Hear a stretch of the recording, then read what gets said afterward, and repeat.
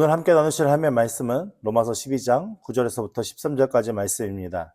신약성경 256페이지에 있는 로마서 12장 9절에서부터 13절까지 말씀을 다 함께 봉독하시겠습니다. 사랑에는 거짓이 없나니 악을 미워하고 선에 속하라. 형제를 사랑하여 서로 우애하고 존경하기를 서로 먼저 하며 부지런하여 게으르지 말고 열심을 품고 주를 섬기라. 소망 중에 즐거워하며 환난 중에 참으며 기도에 항상 힘쓰며 성도들의 쓸 것을 공급하며 손 대접하기를 힘쓰라. 아멘.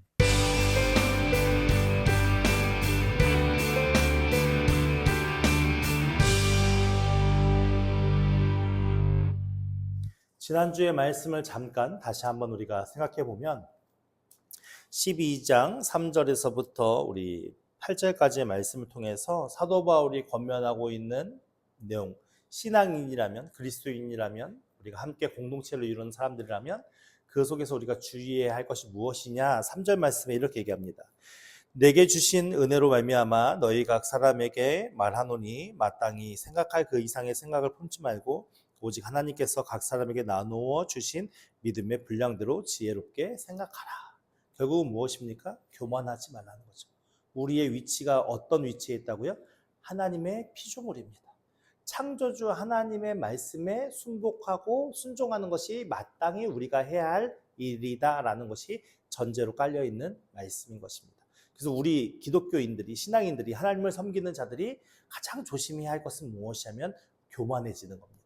교만하지 않게 겸손하게 하나님의 일을 섬겨야 가는 것인데 우리가 공동체를 이루는 우리를 사도 바울은 무엇이라 표현하면 몸에 비유를 했습니다. 그리고 머리가 예수 그리스도시고 우리는 지체이기 때문에 각 지체의 일들을 서로 시기하고 질투하고 서로 반목하는 그런 관계가 아니라 각각의 지체로서의 역할을 잘 감당하면 건강한 공동체로 설 수 있다라고 얘기하면서 각자에게 맞는 은사들이 있는 것이고 그 은사들 속에서 우리에게 주어진 은사를 따라서 우리가 하나님 앞에 섬겨야 할, 공동체에서 섬겨야 할 일들을 잘 섬겨야 한다라고 이제 말씀의 내용을 지난주에 이제 살펴보았습니다. 이제 오늘 내용을 살펴보면 9절 말씀에 사랑에는 무엇이 없다고 말씀하죠? 거짓이 있으면 안 된다라고 말씀하고 있습니다. 그러니까 결국 사랑에 거짓이 없다라는 이 말씀은 우리의 사랑의 속에 거짓된 사랑도 있다라는 거예요, 없다는 거예요? 있을 수 있다라는 겁니다. 그러니까 하나님께서 우리에게 베풀어 주신 그 사랑에는 거짓이 있습니까, 없습니까? 없죠. 하나님이 우리에게 베풀어 주신 사랑에는 거짓이 없습니다. 근데 그 사랑을 입은 우리가 사랑을 전할 때는 거짓이 있을 수도 있을까요, 없을까요? 네, 거짓이 있을 수도 있습니다. 왜냐하면 우리는 사랑하지 않으면서도 얼마든지 사랑하는 척할 수 있기 때문에 그렇습니다. 그래서 이 사랑에 거짓이 없나니 거짓이 없다라는 표현은 가식이 없는 상태, 그리고 진정함, 순박함 등을 의미하는 거거든요. 그러니까 우리가 사랑을 나누고 서로 사랑을 해야 할 때 어떤 마음의 상태로 해야 돼요? 가식이 없는 상태로 해야 한다는 거죠. 내 안에 가식이 없는 상태, 순전함과 순박함으로 우리가 어떤 것도 그 사랑 안에 포함되지 않는 순전한 그 하나님의 사랑으로 우리가 사랑을 해야 되는데 이게 쉽습니까, 어렵습니까? 사실은 매우 어려운 가운데 있죠. 그래서 이것은 내 안에 하나님의 무조건적인 충만하신 은혜와 사랑이 채워져야만 그 사랑을 흘러보내는 게 우리가 해야 할 일들이거든요. 근데 우리는 하나님의 사랑을 채우지도 않고 사랑을 해야 한다 하는 그 어떤 율법적인 관계 안에서 사랑을 해야 돼라는 의식을 갖고 하다 보니까 우리의 마음속엔 사랑이 전혀 없는 상태에서 마치 사랑이 있는 것처럼 표현하고 행동할 수 있는 그런 오류에 빠질 수 있습니다. 그래서 우리가 먼저 선행되어야 할 것은 무엇이냐면 내 마음속에 무엇을 채워요? 하나님의 사랑을 채우는 게 중요한 것이고 그 하나님의 사랑을 채우다 보면 당연스럽게 무엇이요? 그 사랑이 흘러 넘칠 수밖에 없어요. 왜냐하면 하나님의 사랑이 부족합니까? 하나님 사랑이 조금밖에 안 떨어져서 우리 안에 이만큼밖에 안 채워지고 그런 겁니까? 아니잖아요. 우리 안에 다른 분주한 많은 것들이 그 하나님 사랑을 방해하는 것이지 하나님의 사랑은 부족함 없이 넘치고 흘러 넘치도록 우리에게 부어주시는 것이 하나님의 사랑이십니다. 그래서 우리가 그 사랑을 우리의 마음 깊이 풍성하게 채우는 것이 중요하고 그 흘러 넘치는 것을 통해서 우리가 공동체에 함께 사랑을 나누며 그렇게 가식 없게 하나님이 주신 진실한 사랑으로 서로 사랑을 나누는 게 매우 중요한 가운데 있는 겁니다. 두 번째, 사랑에는 거짓이 없나니 그 다음에 무엇 하래요? 악을 미워하라고 해요. 그 다음에 뭐라고 얘기해요? 선에 속하라고 얘기해요. 그러니까 선악은 서로 대비되는 거잖아요. 선은 무엇이고 악은 무엇이겠습니까? 이게 우리가 선악을 너무 복잡하게 생각하시는 경향이 좀 있어요. 선은 하나님이 하시는 일이 선한 거고. 왜냐하면 하나님은 선이잖아요. 그 선하신 분이 하시는 모든 일은 다 선할 수밖에 없으니까. 하나님이 하시는 모든 일은 선한 거고 그 반대되는 개념은 다 뭘까요? 네, 거짓 악이죠. 그러니까 우리는 이것을 약간 뭐 귀신, 악마, 이게 물론 성경에도 그런 표현들이 나오겠지만 그들과 싸워 나가는 게 아니라 우리는 그들과 싸워 나갈 수 있는 능력이 아무것도 없잖아요. 사실은 우리 안에 그리스도나 성령께서 함께 하셔야 그 악한 마귀들이 떠나가는 것이지 내 스스로는 어떤 능력이 있어서 그게 떠나가겠습니까? 그러니까 내가 하나님 편에 속해서 하나님과 함께 하면 내 안에 하나님이 계시면 그 하나님의 계심으로 인해서 마귀들이 우리 앞에 어떻게 할 수 없는 상황인데 우리는 자꾸만 뭐라면 내가 능력을 입어서 마귀를 쫓아내려고 하고 있어요. 그건 잘못된 개념입니다. 내 안에 선에 속하라고 그러잖아요. 하나님께 속해 있으면 당연스럽게 악을 좋아하게 될까요? 아니요. 악을 좋아하지 않게 되죠. 그러니까 이 악이라는 것은 하나님이 하시는 일에 대해서 반대되는 개념으로 생각하시면 돼요. 예를 들자면 여러분들 천지가 있잖아요. 천지 만물이 하나님이 창조하셨고 그 가운데 모든 것이 자연스럽게 진행되도록 하나님께서 모든 걸 계획하시고 지금도 이끄시고 계시잖아요. 이건 악한 겁니까? 선한 것입니까? 선한 것이죠. 근데 인간이 욕심을 따라서 막 그 아름다운 자연을 막 파괴하고 훼손하면서 아파트를 짓고 막 대도시를 건설하고 이건 선한 겁니까? 악한 겁니까? 애매하죠. 물론 뭐 인간들의 어떤 그런 모든 문명과 모든 발전의 그런 모든 것들도 하나님의 은혜 가운데 이루어진 일이라고 할 수 있지만 우리의 욕심에 따라서 행한 모든 일들은 다 악하다고 볼 수밖에 없어요. 그러니까 오늘날 우리가 교회에서 여러 가지 많은 봉사나 우리가 많은 일들을 할 때에 우리의 마음가짐, 선에 속한다는 것은 뭐냐면 내 마음의 욕심을 따라 행하느냐 안 하느냐를 보면 알겠죠. 하나님이 내게 주신 은혜를 따라 내가 순종하느냐 아니면 내 마음의 욕심에 따라 내가 하고 싶은 일을 하느냐. 이게 참 어렵거든요. 하고 싶은 일을 안 하면서 하나님의 말씀에 순종하는 것 결코 쉽지 않습니다. 그래서 우리가 선에 속한다라는 것은 뭐냐면 자꾸만 내 마음속에 일어나는 욕망을 내려놓고 하나님의 그 말씀과 하나님에 따라 순종하려고 노력하는 그 노력을 필요한 것을 얘기하는 것이죠. 그래서 공동체는 항상 각자가 하나님 앞에 순종으로 드려지는 것이 우리 공동체의 일이지 내가 하고 싶은 일을 하는 것이 그것이 하나님의 뜻이라고 포장해서 하면은 안 된다라는 것을 여러분들 좀 마음 깊이 새기셨으면 좋겠고요. 10절 말씀에 보니까 무엇을 하래요? 네, 형제를 사랑하래요. 우리가 형제인가요? 네, 형제도 있고 아닌 분도 있지만 우리 지금 사는 세상에서는 근데 우리는 다 누구를 아버지라 부르죠? 네, 하나님을 아버지라 부르잖아요. 그러니까 하나님을 아버지라 부른다는 것은 우리가 다 예수 그리스도를 인하여 사도 바울이 앞에 우리 로마서 앞에 설명한 것처럼 우리가 양자된 거잖아요. 하나님 앞에. 그러니까 다 형제 자매거든요. 형제거든요. 그러니까 우리가 다 하나님 나라 안에서는 형제이기 때문에 어떻게 해야 돼요? 서로 싸우면 되나요? 아니요. 사랑하라는 거예요. 서로 진짜 사랑을 나누라는 거죠. 그리고 그 뒤에 말 서로 우애하고라고 얘기했죠. 여기서 우애하고라는 단어의 의미가 뭐냐면 가족 간의 사랑을 나타내요. 그러니까 앞에 형제를 사랑한다, 우애한다라는 것이 가족 간의 그 끈끈하고 뭐랄까 친밀한 그 사랑을 얘기해요. 그러니까 연인 간의 사랑이 아니라 우리가 한 가족 안에서 자녀가 부모를 섬기고 사랑하고 부모가 자녀를 사랑하고 이런 것처럼 우리가 함께 형제끼리도 사랑하고 도와주고 이렇게 보살펴주고 하는 것처럼 그런 사랑이 우리 공동체 안에 이루어져야 한다라는 것을 말하는 거예요. 그래서 우리가 서로 사랑을 해야 되는데 어떤 사랑을 한다고요? 네, 가족이 사랑하는 것처럼 서로 그렇게 사랑하고 우애해줘야 한다라는 것을 말씀하고 있는 것입니다. 그 다음에 나오는 표현이 무엇입니까? 존경하기를. 존경하기를 이라는 표현은 뭐예요? 남을 나보다 낮게 여기는 거거든요. 남을 나보다 낮게 여기는 마음. 이것은 어디서부터 시작될까요? 외모적인 판단일까요? 많은 걸 가졌으니까 그럴까요? 아니죠. 결국 이 모든 것은 우리가 복음을 받아들이는 그 상황을 잘 깊이 생각해보면 쉽게 알 수 있어요. 내가 예수 그리스도를 만나서 복음의 은혜를 알게 되면 무엇을 알게 되죠? 나 같은 존재에게도 내가 이렇게 죄 많은 인생인 나 같은 존재에게도 하나님께서 이렇게 아낌없이 사랑을 해주시는구나 라고 하면서 우리가 영적인 자존감이 생기기 시작해요. 영적인 자존감은 무엇이야? 하나님의 무조건적인 그 사랑 안에서 그 은혜를 입은 자가 깨닫는 거잖아요. 그러니까 내가 하나님 앞에 얼마나 크고 놀라운 사랑을 받았는가를 알게 되면 다른 사람을 볼 때 어떤 마음이 생길까요? 내가 이렇게 죄 많은 다른 사람에게 철저하게 속이고 있지만 내 속에 내 안에 있는 거짓된 죄악들이 너무 많은 이 나도 사랑하시는 하나님께서 저 사람은 얼마나 더 사랑하겠어? 라는 마음을 갖게 되겠죠. 그러면 그 사람이 나보다 낮게 여겨질까요? 높게 여겨질까요? 그런 마음으로 서로 존중하라는 거예요. 그러니까 우리가 대부분의 사람들은 외모적인 판단을 하잖아요. 외모적인 판단, 이렇게 옷차림새나 얼굴 모양이나 이렇게 말하는 거나 눈에 보이는 것을 가지고 판단을 하면서 어떻게 얘기하면은 나는 저 사람보다 좀 낫지 않을까라고 스스로 우쭐대는 그런 마음들이 우리 안에 생길 수 있다는 거죠. 근데 성경은 무엇이라 얘기하면은 나보다 남을 낮게 여기는 게 맞다. 왜냐하면은 그 마음속에 교만을 제하기 위한 거죠. 겸손을 채우고 교만을 제하. 우리가 교만한 마음이 조금씩 쌓기 시작하면 쉽게 그 교만에 잠식될 수 있기 때문에 그런 거죠. 그렇기 때문에 우리에게 서로 사랑하고 존중하는 마음을 가지면서 서로 먼저 어떻게 하는 거예요? 섬겨주는 거죠. 내가 더 연약하니까 더 선약해주고 더 그 사람들의 말을 따라서 내가 같이 도와주고 그런 마음을 가져야 한다라고 이제 말씀을 하고 있는 내용들의 말씀입니다.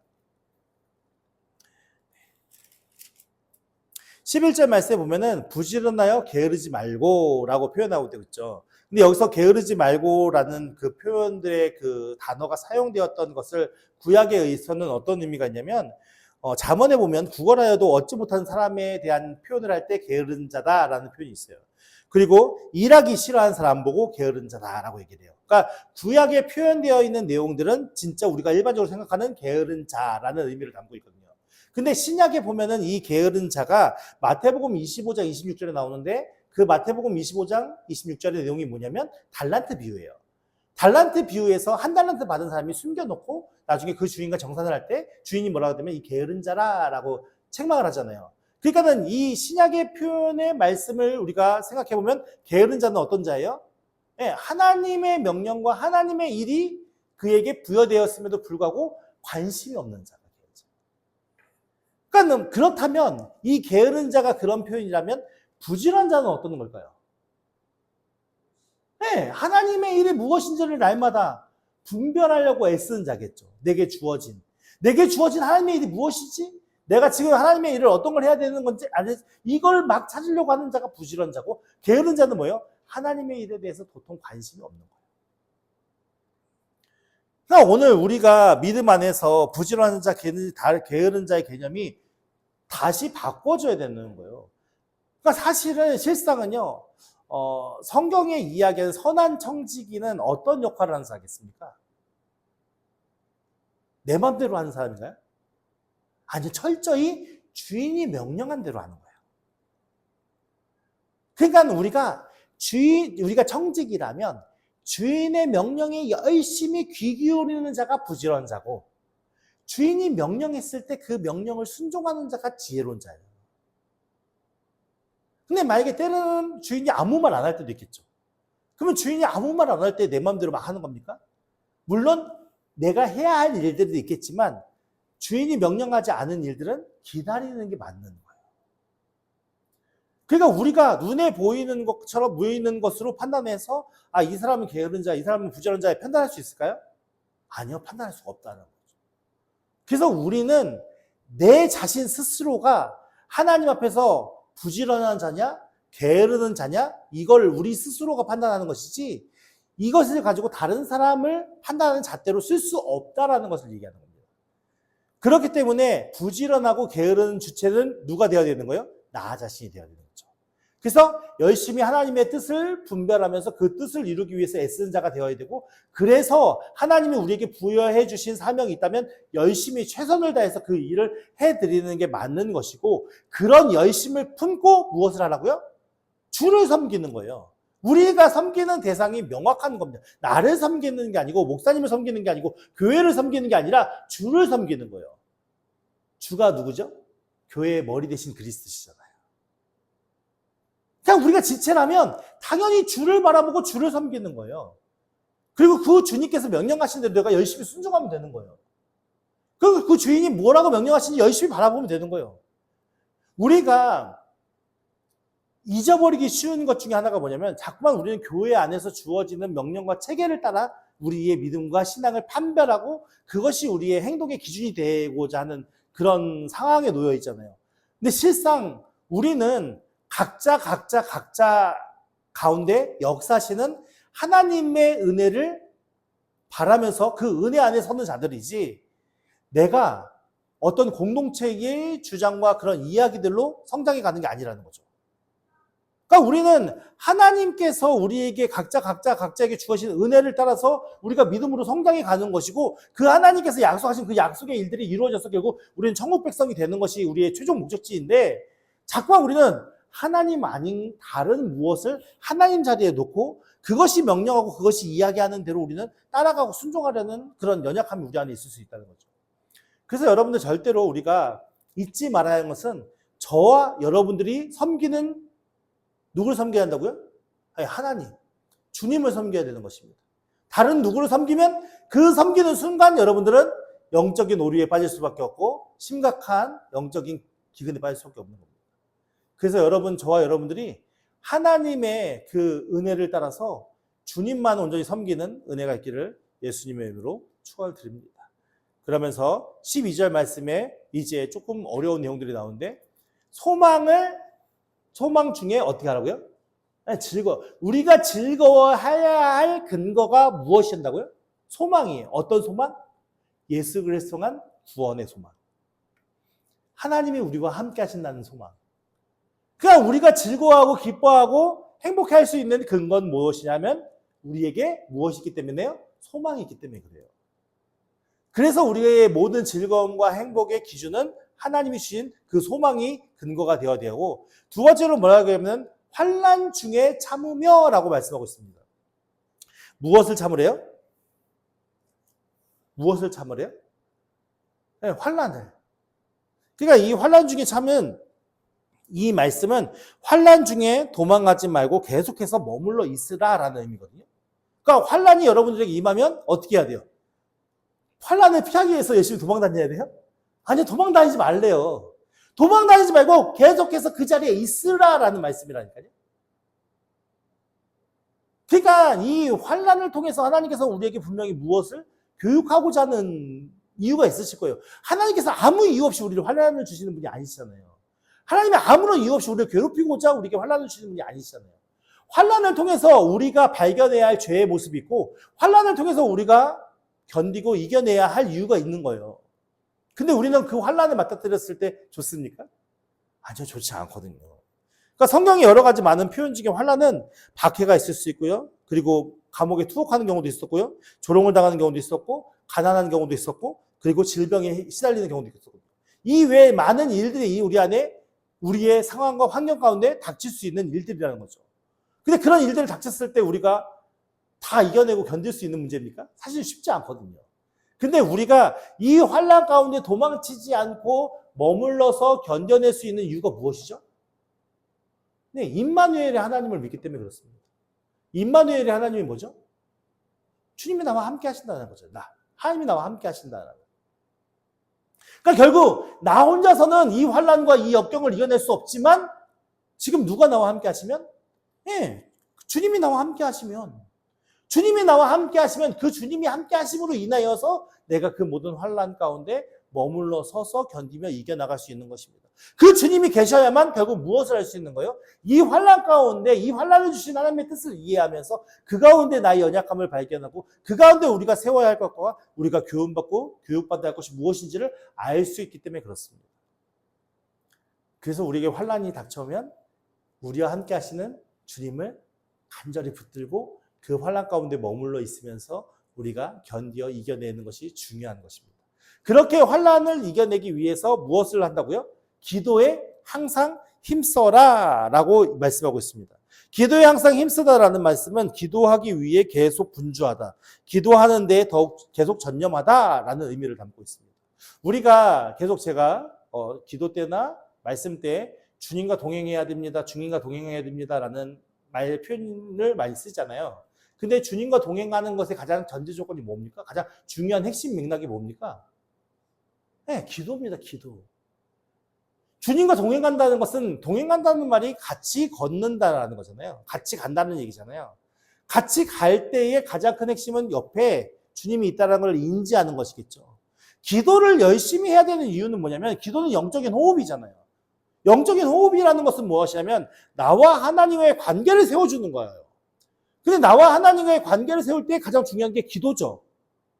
근데 그 기도가 어떤 정해진 공간과 정해진 시간에만 제약되어 있다면 우리의 영적인 삶이 계속 이어져 있을 수 있을까요?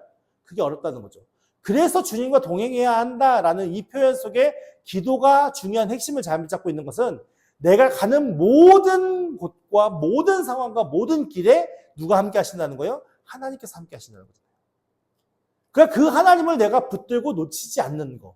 그게 오늘날 우리가 가장 핵심으로 삼아야 할 기도인 것입니다.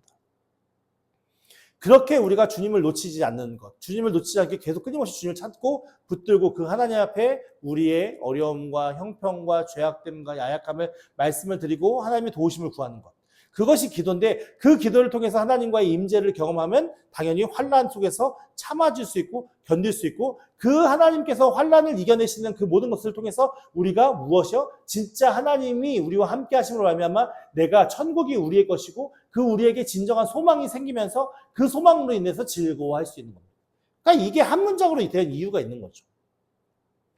그래서 제가 13절에 무엇을 말씀하고 있냐면 성도들의 쓸 것을 공급하며 손 대접하기를 힘쓰라. 그러니까는 성도의 쓸 것은 무엇입니까? 우리 공동체 안에서도 연약한 자들, 소외된 자들, 무엇이 필요한 자들이 있을 것이고 그 필요한 자들이 있으면 어떻게 해요? 도와줄 수 있는 자들이 도와주어야 한다라고 말씀하고 있는 겁니다. 그리고 서로 대접하기를 힘써라 라고 얘기하는 거거든요. 그러니까 대접하는 것은 내가 많은 돈이 많다, 내가 물질이 많으니까 그것을 과시하기 위해 대접하는 게 아니라 연약한 자들, 소외된 자들, 낯선 자들, 거류인들, 그리고 과부들, 고아들 이런 사람들에게 대접하라라는 말씀이거든요. 그러니까 결국에는 무엇이냐면은 내가 가진 물질이 내 것이 아니라 결국 누구의 것이라고요? 하나님께서 내게 잠시 맡겨놓으신 것인데 그 하나님께서 맡겨놓으신 것을 통해서 우리가 어떻게 한다는 거죠? 네. 연약한 자들, 소외된 자들의 필요를 채워줄 수 있는 자가 되어야 한다는 것을 얘기합니다. 그러니까 예를 들자면 창세기에 보면은 아브라함이 천사들이 셋이 소돔과 고모라를 멸망하기 위해서 가잖아요. 근데 아브라함이 발견하죠. 아브라함이 발견하는데 아무런 조건과 이유가 없이 그냥 그들을 받아들이면서 우리 집에 머물러서 내가 잔치를 준비할 테니까 음식을 준비할 테니까 드시고 가세요라고 하거든요. 그러니까 그 이야기의 표현 속에 이 손대접하기를 힘쓰라라는 말씀의 의미가 무엇이 담겨 있냐면 우리가 별로 중요하지 않다라고 생각하는 그 어떤 사람이 때로는 하나님이 보내신 하나님의 사람들일 수도 있다라는 마음가짐으로 대접을 해야 한다는 걸 얘기하는 겁니다. 그러니까 내가 대접하는 이 대접은 누구를 위한 대접이에요? 나를 위한 대접인데 저 사람, 눈에 보이는 그 사람을 위한 대접이 아니라 그 사람을 보내신 하나님께 대접하는 거예요. 그러니까 여러분들이 하는 모든 행위와 봉사와 헌신과 여러분들이 하는 모든 행동의 기본이 무엇이냐면 그 밑바탕에 깔려있는 의식이 무엇이냐면 주를 섬기는 거라는 거죠. 하나님을 섬기는 거.